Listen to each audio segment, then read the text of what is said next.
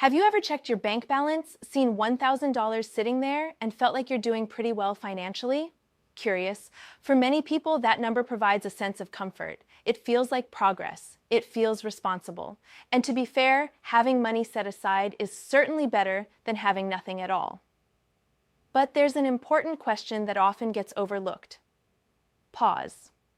What is that $1,000 actually doing for you? If the answer is nothing, then you may be missing an opportunity to strengthen your financial future. Money that remains untouched in a low-interest account doesn't simply stay the same forever.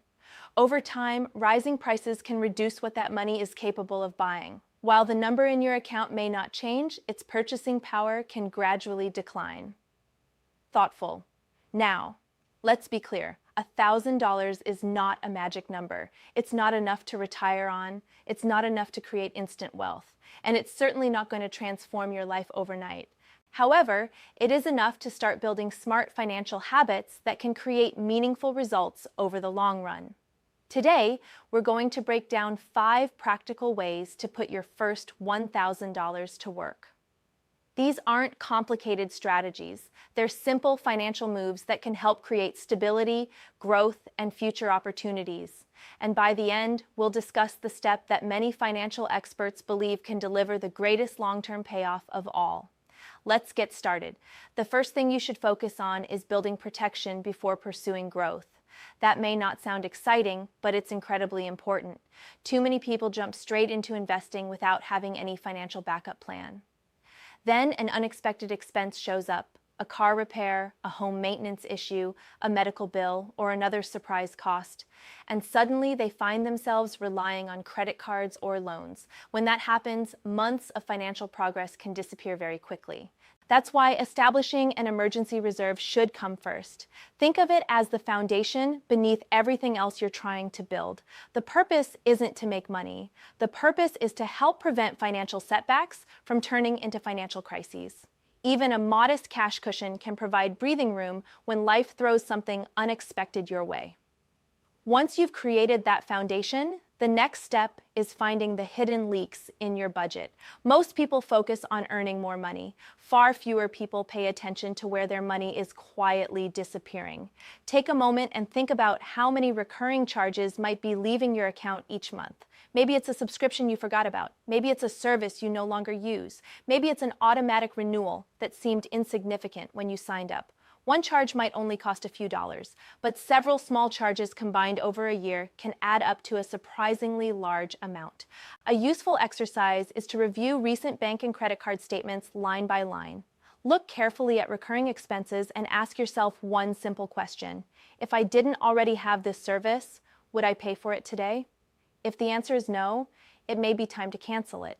You can also contact service providers and ask about lower cost plans, discounts, or promotional offers. Many companies would rather keep an existing customer than lose one entirely. A short phone call can sometimes reduce monthly expenses without changing the service you're receiving, and every dollar you save can be redirected toward more important financial goals. Now let's talk about where your cash is being stored. Many people leave their savings in accounts that generate very little return. As a result, their money remains largely unchanged while living costs continue rising around them. That's why it can be worth exploring savings options that provide better interest while still allowing access to your funds when needed. The objective isn't to become wealthy from savings interest. The objective is simply to help your cash work a little harder while remaining available for emergencies and short-term needs. At this stage, automation can become one of your most valuable tools. Instead of relying on motivation every month, create a system. Set up automatic transfers that move money into savings whenever you're paid. When saving becomes automatic, consistency becomes much easier, and consistency is often more important than the amount itself. Small contributions made regularly can grow into substantial balances over time. But eventually, there comes a point when saving alone isn't enough. That's where investing enters the conversation. Many people avoid investing because they think they need a large amount of money before they can begin. They tell themselves they'll start later. Maybe when they have $10,000. Maybe when they have $20,000. Maybe when they feel more confident. Unfortunately, later often turns into years. Starting with a smaller amount allows you to learn how investing works without taking on overwhelming risk. For beginners, diversified investment approaches can offer a simple introduction to long-term investing. Rather than depending on the success of a single company, diversification spreads risk across many businesses and sectors. Historically, long-term investments have provided greater growth potential than cash sitting in a traditional savings account. But perhaps the biggest benefit isn't the return itself. It's the habit. The sooner you learn to invest consistently, the more time you give yourself to develop confidence, experience, and discipline. And now we arrive at what may be the most powerful use of your first $1,000, investing in yourself.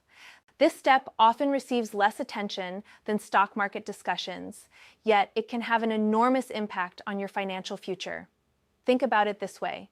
An investment account might generate a certain percentage return over time, but a new skill can potentially increase your income year after year. That increase can create more opportunities to save, invest, and improve your financial position.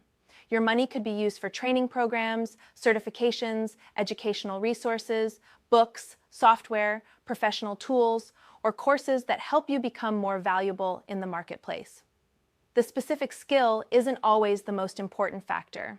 The key is improving your ability to solve problems, create value, or contribute at a higher level professionally. When your value grows, your earning potential often grows with it. The same principle applies to building additional income sources. Today, many people explore freelancing, consulting, online services, digital projects, content creation, and other opportunities that require relatively modest startup costs. None of these paths guarantee success. None are effortless, but they all offer something incredibly important: the possibility of increasing the amount of money coming into your life. And that can create opportunities that savings alone cannot provide. When we put all 5 steps together, a clear strategy begins to emerge.